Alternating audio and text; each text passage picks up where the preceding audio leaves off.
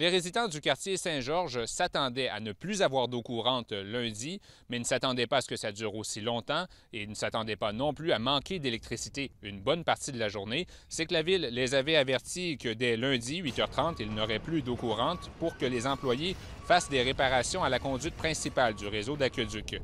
Mais les résidents du quartier Saint-Georges sont restés au sec plus longtemps que prévu parce qu'il a fallu remplacer un tronçon de la vieille conduite.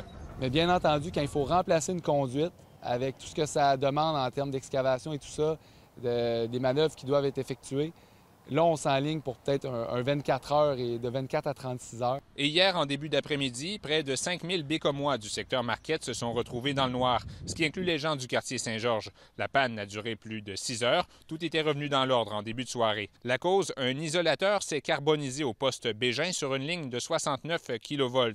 Une résidente a été témoin de l'événement. Moi, je m'en allais, dans le fond, à la pharmacie. Je passais par le parc Bégin, puis j'ai entendu une grosse explosion. C'était assez dur de le manquer. C'était vraiment très gros. C'était une grosse boule blanche et bleue avec plein d'éclairs au travers. Là. Puis le bruit, surtout le bruit, c'était intense. C'était comme quand on allume un feu d'artifice, le crépitement que ça fait. Là. Étant donné que c'était sur la ligne, c'était sur la ligne d'alimentation principale, on ne pouvait pas faire de, excusez le terme, de bypass pour une alimentation temporaire à même notre poste. La panne d'électricité est maintenant chose du passé pour les résidents du quartier Saint-Georges qui doivent maintenant patienter pour retrouver l'eau courante.